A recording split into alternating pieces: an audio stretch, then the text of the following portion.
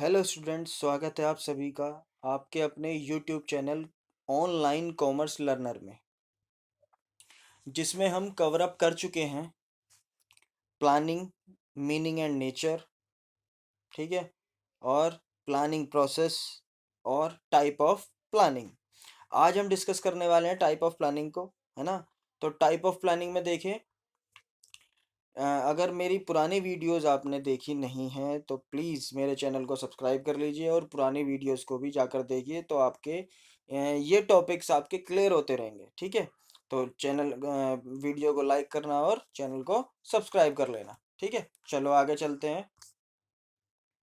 आज हम डिस्कस करने वाले हैं टाइप ऑफ प्लानिंग, यानी कि योजनाओं का वर्गीकरण। ठीक है, योजनाएं कितने टाइप्स की होती हैं। ठीक, देखो, सबसे पहले योजनाएं दो टाइप्स की होती हैं। कौन कौन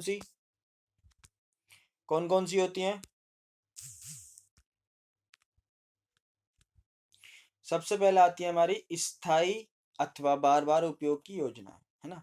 स्थायी अथवा बार बार उपयोग की योजना जो हमारे उपयोग में बार बार आती रहती हैं। और दूसरी होती है, हम किसी स्पेशल ओकेशन पर ही हम क्या बनाते हैं, योजनाओं को बनाते हैं। यानी कोई स्पेशल पर्पस के लिए हम क्या करते हैं, इनको योजनाओं को बनाते हैं। देखो, विशेष एवं अथवा एक बार उपयोग की योजनाएं, है ना। विशेष अथवा एक बार, सिर्फ एक बार उपयोग की जाती हैं, ये दोबारा दोबारा उपयोग नहीं की जाती। ठीक है। तो वो अपने हाथ में, दोबारा दोबारा उपयोग करो या ना करो, लेकिन वैसे एक स्पेशल पर्पस के लिए ही ये बनाई जाती है ना। देखो, सबसे पहले दे रखी है इन्होंने लक्ष्य तथा उद्देश्य। ठीक। फिर दे रखी है नीतियां, फिर प्रोसीजर्स, फिर नियम यानी कि रूल्स, फिर स्ट्रेटजी यानी कि मोर्चाबंदी। ठीक है। तो आज हम स्थायी अथवा बार बार उपयोग की योजनाओं को ही क्या करेंगे, कवर अप करेंगे। ठीक है, चलो आगे चलते हैं।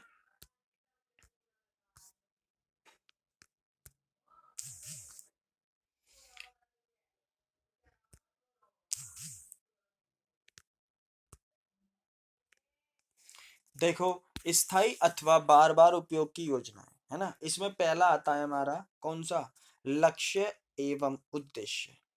जो भी लक्ष्य एवं उद्देश्य हम बनाते हैं। ठीक। देखो, इसमें क्या बोल रहा है, इसमें बोल रहा है उद्देश्य से योजनाएं, उद्देश्य वे योजनाएं, इसमें से नहीं है, वे है ये। ठीक है। उद्देश्य वे योजनाएं हैं जिन्हें प्राप्त करने के लिए नियोजन किया जाता है। ठीक है, जिन्हें प्राप्त करने के लिए क्या किया जाता है, नियोजन। यानी कि उद्देश्य, कोई भी तुमने लक्ष्य बना रखा, उसके लिए क्या करोगे, प्राप्त करने के लिए प्लानिंग करोगे। ठीक है, प्लानिंग करते हैं हम, है ना। आगे बोल रहा है उद्देश्य का निर्धारण किस प्रकार, उद्देश्य का निर्धारण किस प्रकार किया जाए ताकि संस्था के मिशन को सार्थक बनाया जा सके। यानी कि संस्था के मिशन को क्या किया जा सके, बिल्कुल सही सच किया जा सके, है ना, बिल्कुल सच किया जा सके। जो हमने सोचा है, जो हम मिशन पर निकले हैं, उसको ठीक तरीके से हम पूरा कर पाए। ठीक। आगे बोल रहा है बिना उद्देश्य के एक व्यावसायिक संस्था की स्थिति दिशा सूचक यंत्र के बिना चल रहे जहाज के समान होगी। यानी कि जिसके पास दिशा सूचक यंत्र नहीं है, जिसके पास क्या नहीं है, लक्ष्य नहीं है ना, उसके समान होगी क्या, जहाज की स्थिति, है ना। तो यानी कि जहाज की स्थिति उस उस जहाज की तरह होगी जिसके पास क्या नहीं है, दिशा सूचक यंत्र नहीं है, जो हमारा डायरेक्शन नहीं बता पा रहा है ना। तो ऐसे ही बिना उद्देश्य के संस्था भी ऐसी होती है। अगर उद्देश्य है तो ही संस्था उस तरफ बढ़ पाएगी। जैसे भी अ, हमने कॉमर्स ले रखी है, तो हम कॉमर्स वाली लाइन में ही तो जा सकते हैं, है ना।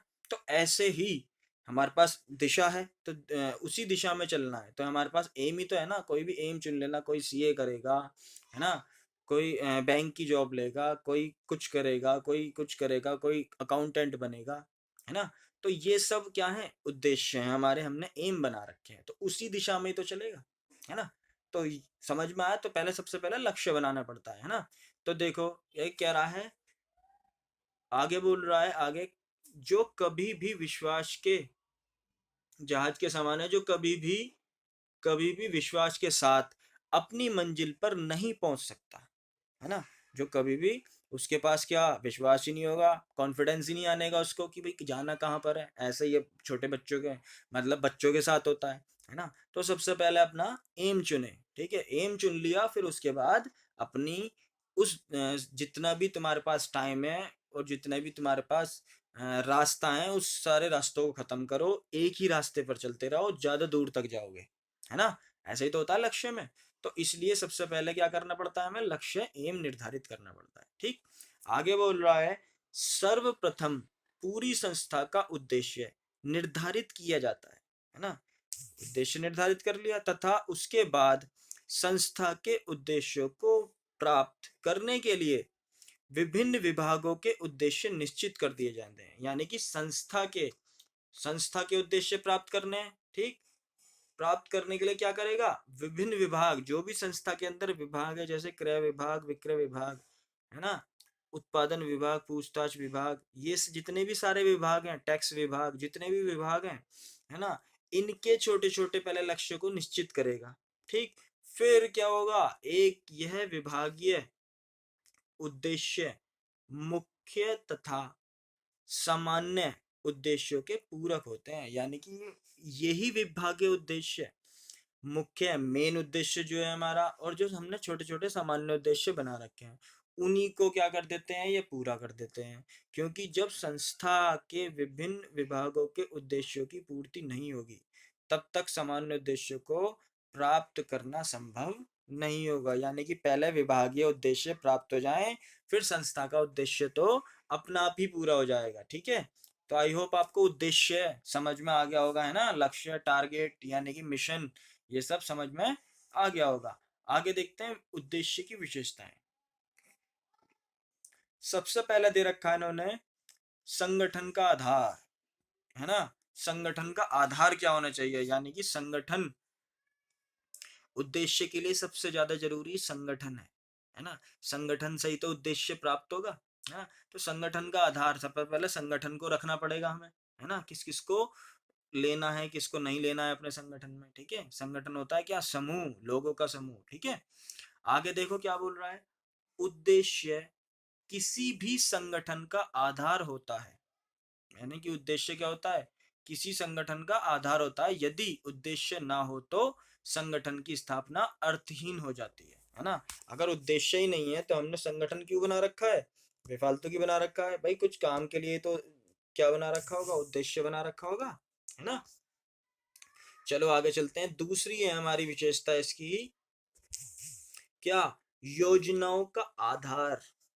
योजनाओं का आधार एवं स्वरूप दोनों, यानी कि योजनाओं का आधार एवं स्वरूप दोनों होता है क्या, उद्देश्य। योजनाएं उद्देश्य की प्राप्ति के लिए बनाई जाती हैं, है ना। सीधी सी बात है, उद्देश्य की प्राप्ति के लिए तो क्या बनो करोगे तुम, प्लानिंग करोगे, योजनाओं बनाओगे, है ना। इसीलिए यह योजनाओं का आधार होता है। क्या होता है, योजनाओं का आधार होता है। दूसरी ओर यह योजनाओं का एक स्वरूप भी है, क्योंकि यह संस्था में कार्यरत लोगों का मार्गदर्शन करता है। यानी कि स्वरूप भी है, क्योंकि लोगों को क्या करता है, ये मार्गदर्शन करता है कि किस दिशा में जाना है। तो स्वरूप भी बनाता है ये, है ना। क्या काम करना है ये भी बताता है ना। तो इसलिए लोगों का क्या करता है, ये मार्गदर्शन करता है, इसलिए स्वरूप भी है ये, ठीक। क्लियर हो रहा है। चलो आगे चलते हैं। उद्देश्यों का क्रम, उद्देश्यों का क्या होना चाहिए, क्रम होना चाहिए। एक स्टेप बाय स्टेप क्या होना चाहिए, उद्देश्य लक्ष्य प्राप्त होते रहने चाहिए, है ना। देखो क्या बोल रहा है, एक संस्था के उद्देश्य अनेक महत्व के अनुसार एक निश्चित क्रम में वर्णित कर दिए जाते हैं। एक निश्चित क्रम में क्या कर दिए जाते हैं, वर्णित कर दिए जाते हैं, यानी कि बता दिए जाते हैं। तो उच्च स्तर के उद्देश्य अंतिम लक्ष्य वाले होते हैं, है ना। उच्च स्तर के उद्देश्य क्या होते हैं, अंतिम लक्ष्य वाले। तथा जबकि निम्न स्तर वाले उद्देश्य उच्च स्तर के उद्देश्य को प्राप्त करने के साधन के रूप में होते हैं। यानी कि जो निम्न स्तर वाले हैं, जो निचले स्तर वाले होते हैं उद्देश्य, वो क्या होते हैं, उच्च स्तर वालों को, निम्न स्तर वाले जो होते हैं वो क्या करते हैं, उच्च स्तर वालों को ये लक्ष्य को प्राप्त करने में क्या करते हैं, मदद करते हैं, है ना। लक्ष्य को प्राप्त करने में मदद करते हैं। तो क्या, निम्न स्तर वाले क्या हैं उच्च स्तर के लिए? साधन। निम्न निम्न स्तर वाले उच्च स्तर के लिए क्या है? साधन है। ठीक है, क्लियर हो गया होगा ये तो, या नहीं? है ना? चलिए आगे चलते हैं। आगे बोल रहा है उद्देश्यों की अनेकता। अगर उद्देश्य अनेक हो जाए तो, है ना, देखो क्या होगा फिर अगर उद्देश्य क्या हो जाए? अनेक हो जाए। एक व्यवसायिक संस्था का एक ही उद्देश्य ना होकर अनेक उद्देश्य होते हैं। ठीक है, इसका कारण यह है कि संस्था को अपना कारोबार चलाने के लिए एक ही समय में अनेक लोगों के हितों का ध्यान रखना पड़ता है ना? सीधी सी बात है भाई। अगर स्टूडेंट्स मेरे ये कह रहे हैं कि सर मेरे को उद्देश्यों का क्रम समझ में नहीं आया, एक कह रहा है योजनाओं का आधार समझ में नहीं आया, एक कह रहा है उद्देश्यों की अनेकता समझ में नहीं आएगी, है ना? तो सबकी प्रॉब्लम अलग अलग है ना? तो इसलिए उद्देश्य में भी क्या होना चाहिए, मतलब उद्देश्य भी क्या होता है? अनेक होते हैं। उद्देश्य भी हमारे अनेक होते हैं। क्यों? क्योंकि कस्टमर यानी कि जो हमारे कारोबार चलाने वाले, जो संस्था में कारोबार चलाते हैं, चलाने के लिए एक ही समय में अनेक लोगों के हितों का ध्यान रखना पड़ता है। यानी कि जो भी हमारे कारोबार से जुड़े हैं उनके हितों का भी क्या करना पड़ता है? ध्यान रखना पड़ता है। इसीलिए संस्था के उद्देश्य क्या होते हैं? अनेक होते हैं। ठीक है, आई होप आपको क्लियर हुआ होगा ये, है ना? जितने ज्यादा लोग हमारे संस्था से जुड़े हुए हैं उनके भी लक्ष्य, उनके भी हितों का ध्यान रखना है। इसलिए हमारे उद्देश्य क्या हो जाते हैं? अनेक हो जाते हैं। ठीक है, कोई बच्चा कह रहा है कि भैया मेरा तो सिर्फ ये वाला चैप्टर रह गया, मेरी तो पार्टनरशिप रह गई, भैया पार्टनरशिप कराओ, है ना? वो एक बच्चे कह रहा भैया कंपनी रह गई मेरी, कंपनी कराओ। ठीक, तो सबके लिए मेरे को क्या करना पड़ेगा? उद्देश्य बनाना पड़ेगा, लक्ष्य बनाना पड़ेगा, है ना? कि भाई इनको भी ये कराना है इतने समय में, इनको भी ये कराना है इतने समय में। तो सभी के हितों का ध्यान रखना पड़ेगा मुझे। ठीक है, आई होप आपको क्लियर हुआ होगा। ठीक है, चलो आगे चलते हैं। संस्था तथा व्यक्ति के उद्देश्यों में समन्वय। ठीक है, संस्था तथा व्यक्ति के उद्देश्यों में, जो संस्था का उद्देश्य है और व्यक्ति के उद्देश्य है, उनमें क्या होना चाहिए? कोऑर्डिनेशन होना चाहिए। उनमें क्या होना चाहिए? कोऑर्डिनेशन होना चाहिए, समन्वय होना चाहिए, है ना?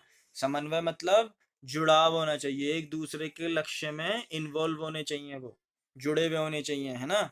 एक का लक्ष्य पूरा होगा दूसरे का अपना आप पूरा हो जाए। ठीक, तो देखिए आगे क्या बोल रहा है वो।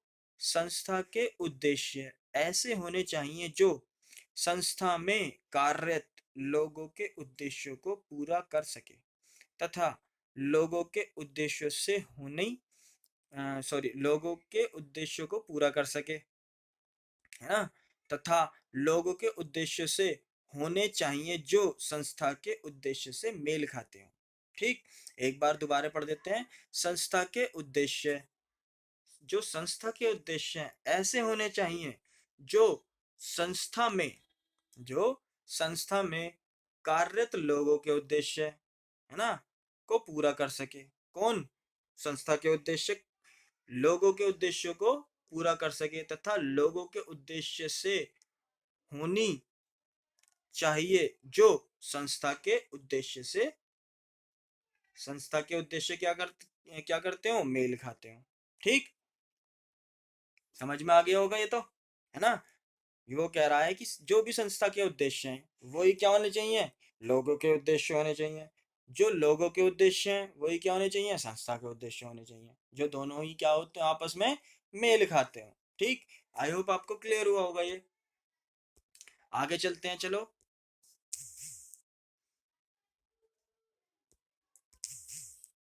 आगे बोल रहा है दूसरा इसका वो आता है नीतियां।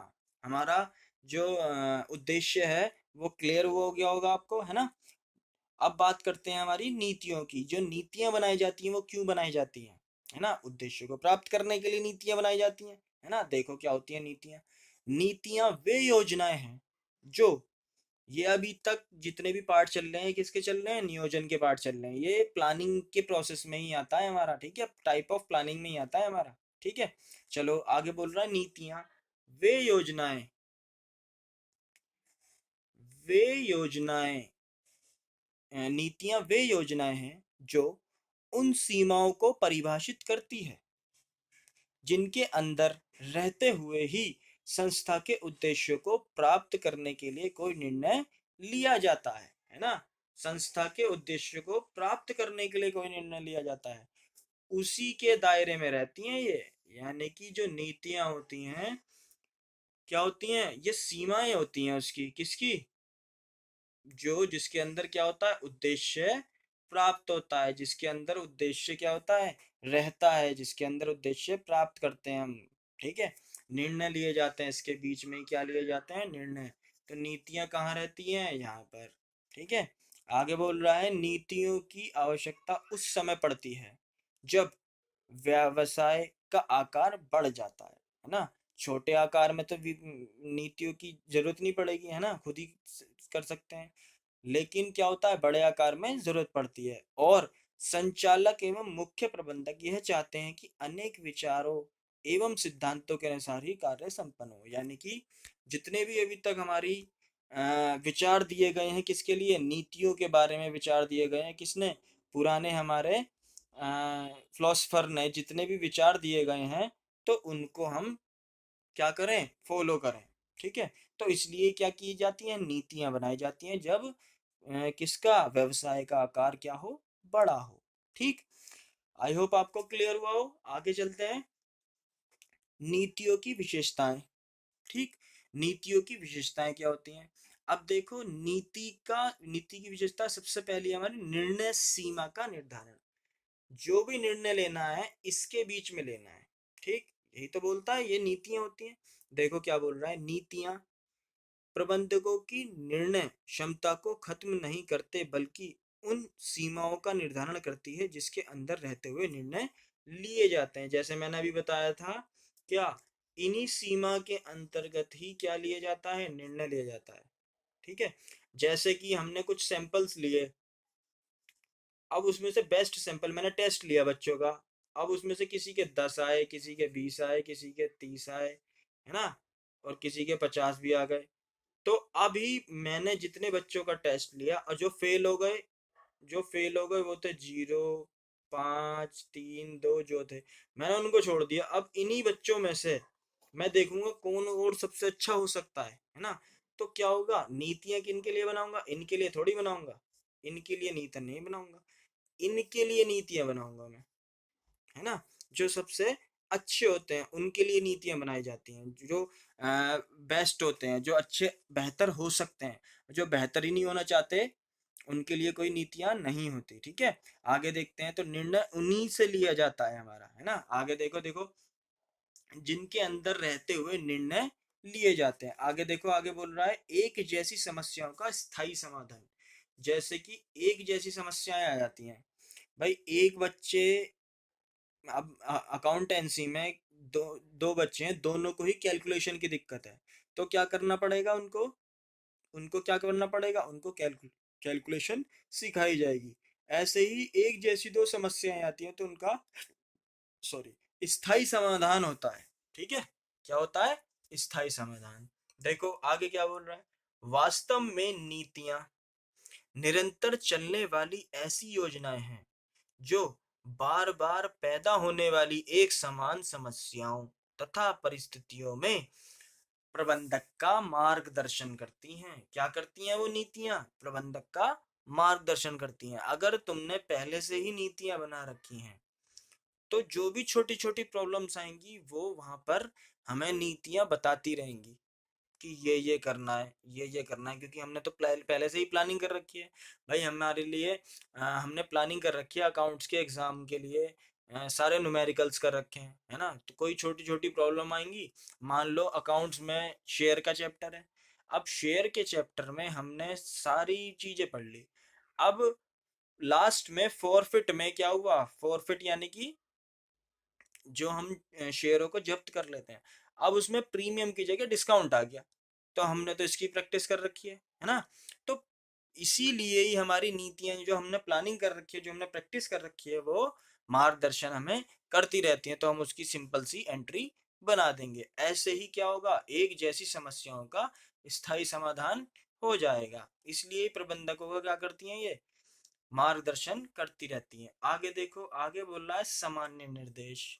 नीतियां क्या देती रहती हैं, सामान्य निर्देश देती रहती हैं। देखो कैसे, नीतियां उच्च प्रबंधकों की अपेक्षाओं का एक संक्षिप्त रूप है, यानी कि छोटा रूप है, यानी कि अपेक्षाओं का, यानी कि जो वो प्रबंधक चाहते हैं उनका एक छोटा रूप है, जो अधीनस्थों को, अधीनस्थ कौन, सबोर्डिनेट, जो प्रबंधकों से नीचे होते हैं, जो वर्कर्स से काम कराते हैं, अधीनस्थ।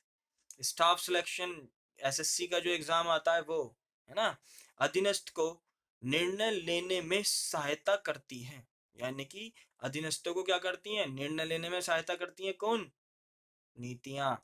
इनकी सहायता से अधीनस्थ ठीक वैसा ही निर्णय लेते हैं जैसा कि उच्च प्रबंधक चाहते हैं। ठीक है, तो अधीनस्थों को क्या करती हैं, ये सहायता देती हैं। ठीक है, तो आई होप आपको यहां तक क्लियर हो गया हो। आगे चलते हैं, आगे दे रखा है, आगे दे रखा है इन्होंने लचीलापन, यानी कि फ्लेक्सिबिलिटी होनी चाहिए। ठीक है, क्या होनी चाहिए, फ्लेक्सिबिलिटी होनी चाहिए। मतलब जो हमने नीतियां बनाई हैं, जो हमने नीतियों को क्या किया है, हमने जो हमने नीतियों को लागू किया है, तो क्या उसमें क्या होना चाहिए, फ्लेक्सिबिलिटी होनी चाहिए या नहीं होनी चाहिए, है ना।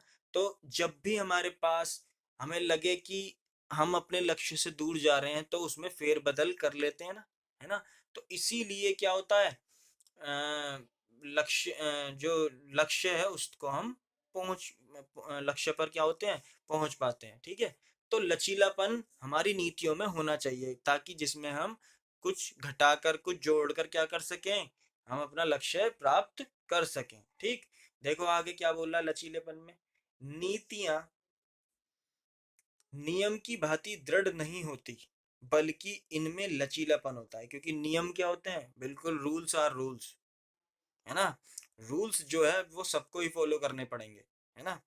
तो रूल्स में दृढ़ नहीं होता, दृढ़ की बात ही, नियमों की बात ही दृढ़ नहीं होती, बल्कि क्या होती है, लचीलापन होता है। इसमें लचीलापन लाने के लिए प्रयास, नीतियों में लाने के लिए प्रयास किया जाता है ना। नीतियों में दिए गए विवरण में यह शब्द जोड़ दिए जाते हैं, जैसे कि कोई टर्म एंड कंडीशन अप्लाई, है ना, ऐसे बोल देते हैं ना, टर्म्स एंड कंडीशन अप्लाई, तो वही वाले शब्द इसमें जोड़ दिए जाते हैं। ठीक है, आगे देखो, उद्देश्य प्राप्ति में सहायक, उद्देश्य प्राप्ति में सहायक, देखो क्या बोल रहा है उद्देश्य प्राप्ति में सहायक के लिए, उद्देश्य एक प्रकार की मंजिल है जहां पर हमें पहुंचना चाहते हैं, जबकि नीतियां मंजिल पर पहुंचने का साधन होती हैं, है ना। उद्देश्य क्या होती हैं, नीतियां क्या करते हैं, उद्देश्य को प्राप्त करने में क्या होती हैं, सहायक होती हैं। जो भी तुमने एम बना रखा है उसके लिए क्या होता है, उद्देश्य को प्राप्त करने में क्या होती हैं, ये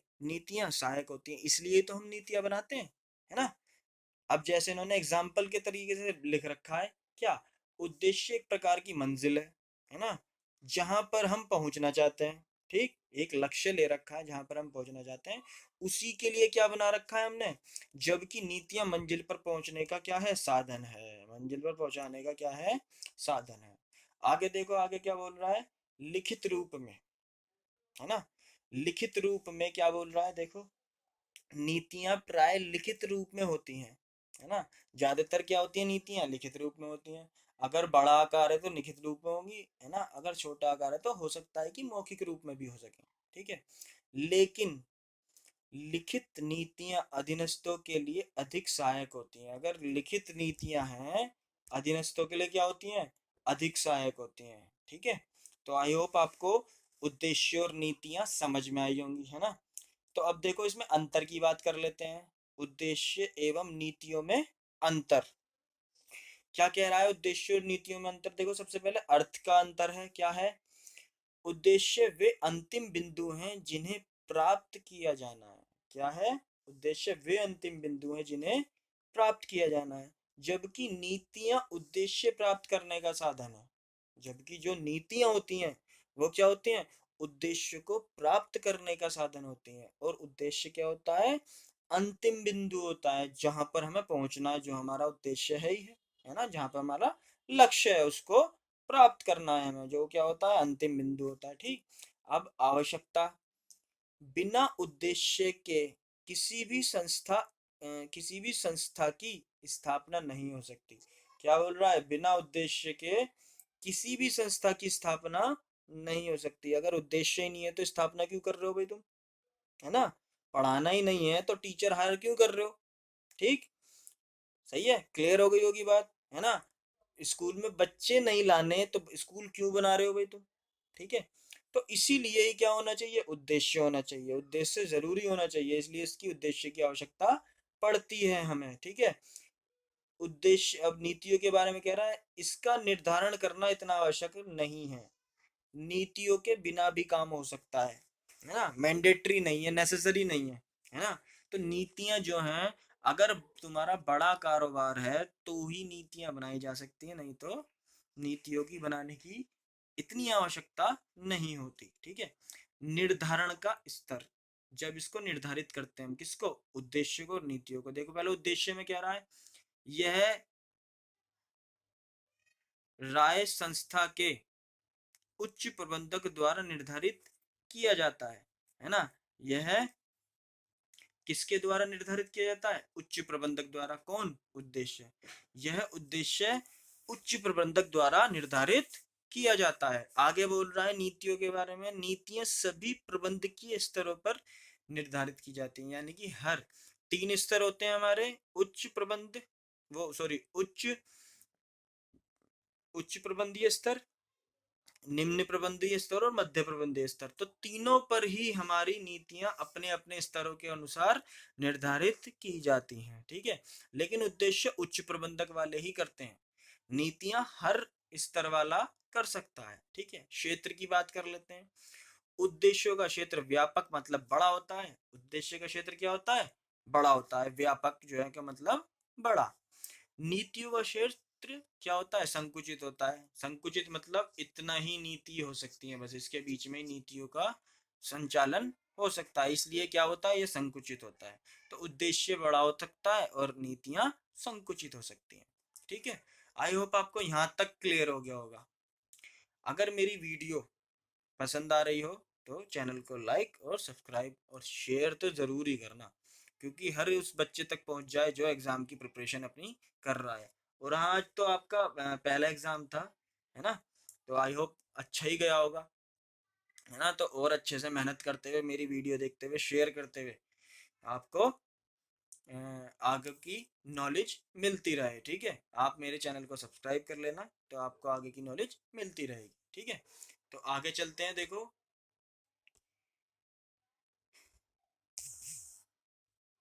आगे यहाँ तक फिलहाल इतना ही, क्योंकि इसमें क्या होगा फिर वीडियो ज़्यादा लंबी हो जाएगी, है ना। अभी भी 27 मिनट की वीडियो हो गई है। ठीक है, तो चैनल को लाइक करें, सब्सक्राइब करें और मेरी वीडियो देखते रहें, तो मैं अगली बार दूसरी वीडियो लेकर हाजिर होऊंगा। ठीक है, चलिए, जय हिंद, जय भारत।